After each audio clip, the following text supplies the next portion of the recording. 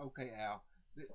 I'm using Martin Kaymer here because he has quite a bit more bend from the hips than you do. Okay. Um, I've shown this video to some people and they go, boy, his back is real humped and rounded, but not really. If you look at his spine angle, where it really counts is pretty straight. Okay. Yours is quite a bit more upright. All right. I'd like to see 10, 15 degrees more hip bend. It makes it easier to rotate around this spine. And what I want you to look at here is I'm just going to draw a line through his shaft. You can see that his spine angle is pretty close to 90 degrees. Okay, and you can see yours not even close. And this makes it really difficult for you to maintain your spine angle.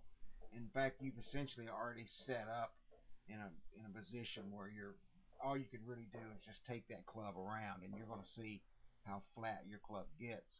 If I take this, and I'm just going to stop Kaymer at P2, okay, and you can see his hands right above that. The club face itself, for the most part, is 90 degrees to the original shaft angle, which is not, I mean, that toe can be up. I'm just kind of showing you what perfection would look like. You'll see very few guys with the club below that original shaft plane where that X is. Most of them will be right in line. In a perfect world, everything would line up and be right in that circle. Okay, but he can definitely play from there, and does. Now let's take a look and see where you're at P2. Okay, much better than it was. But here's one thing that a lot of people don't see, and this right here tells me, we were talking about keeping connection with your arms to your torso. Well, you lose yours right now, as soon as you take the club away. All right, and how I know that is I'm going to take a straight line, and I'm going to draw it down his left arm. And when I get that, I know when it goes between his toes, heels and toes, I know he's kept his connection. Well, let's look over here at your left arm. Look how far it's pointing out in front of your feet. Okay, so you lose that connection, and then you over rotate that left forearm and get that club behind you. Alright, so I'm going to clear all this junk off, and then we're going to go back to address. Alright, so that's your P2 position. That's where the club's parallel to the ground. Okay. Whoops. Alright, so we want to see the spine angle pretty close to a 90 degree.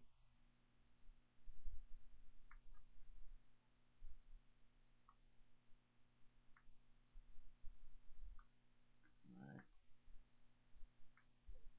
So, if there's one thing that I would pick Kaymer's swing apart is I'd like to see his shaft right here at P3 parallel to the original shaft plane. That's a big Hank Haney thing. But again, it's not set in stone. Okay, so I would say, just looking at your P3 position 3, it's better than the number 3 player in the world. But look how far, and you were standing up already. You had a really upright spine angle, and you can see. I'm just going to put a little red dot right here. That's where your ear started, all right? And look where his ear is. Look how he's maintained that spine angle. Okay, he's just rotating right around it. Okay. When he gets to the top, this is a common denominator you see with all the good players. Okay, left arm, club face, on plane. He's maintained his shoulder tilt. Okay, that would probably be perfect, but he's changed it just a little, but not bad. All right, so let's go all the way to the top of yours. Oops, I lost my lines there.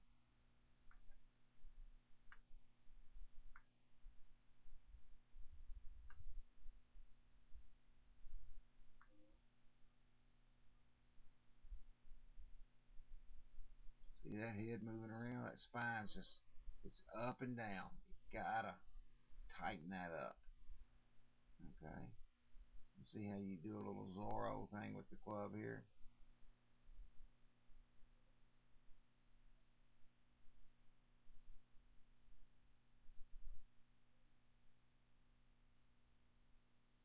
Now this is where I was talking about when I showed you the Nick Price comparison. Watch your right heel. Okay. This is usually something we see in fat, obese, out of shape people like me, that their core is not as strong as it needs to be. You're not, and but I don't think this is a fitness issue with you. It's just something you need to be aware of. We want. Let's go back over here to the left and look at Kaymer's. See, watch how he rolls his right ankle down, and he can get at impact. He can get his hips to about 45 or 50 degrees. Look, I can see both of his butt cheeks right there, so I know his hips are open to the target. Right foot. So watch real close at his right knee. His right knee is going to move toward the target and kiss the left knee. See how it's moving lateral? Okay.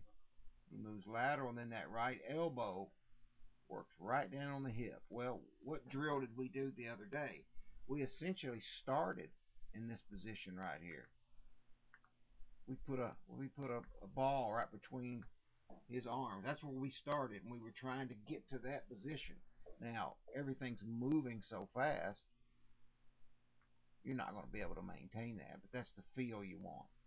Okay, you want to feel like that right elbow is lower than the left.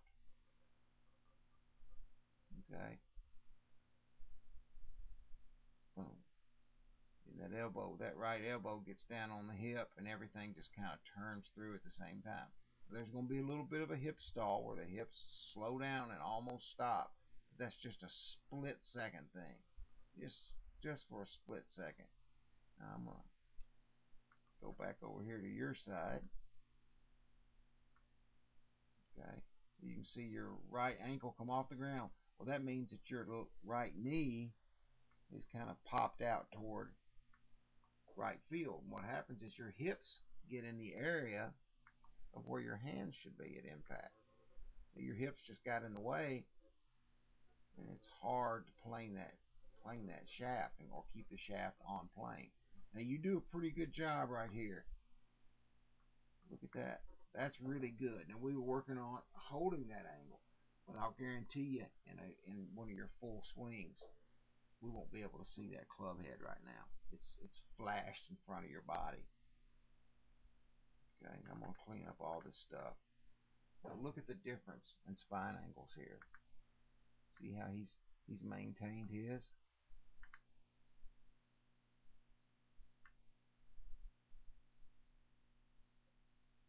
Some of that in there.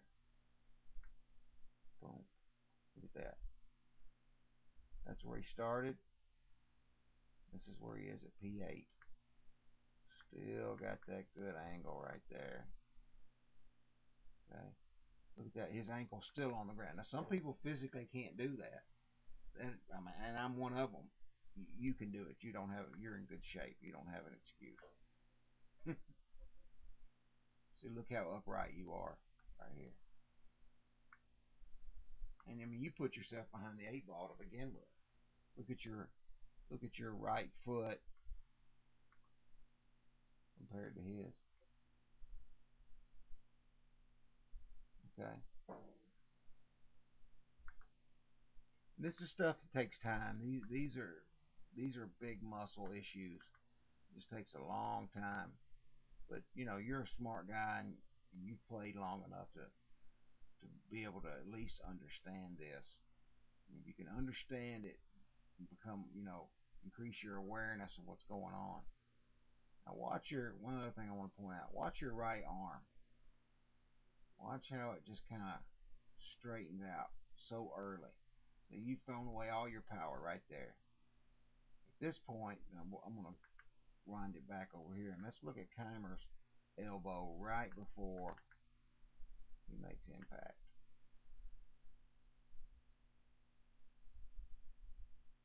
See how he's still got an angle right there?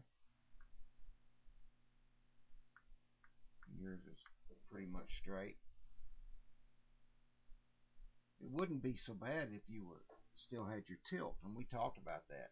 You want to feel like if I could just take bungee cord and wrap it around your body and your right elbow, kind of run it between your left arm, in that gap. If you look over here, Kaymer,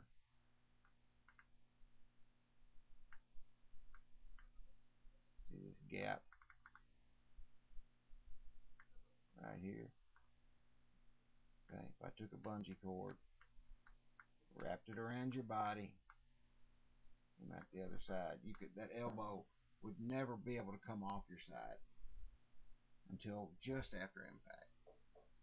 Okay, so that's what you got. I just wanted to show you that stuff, and we've still got to get the impact angles worked out. So you've got to be able to maintain that bent right wrist on shots from 30 to 40 yards.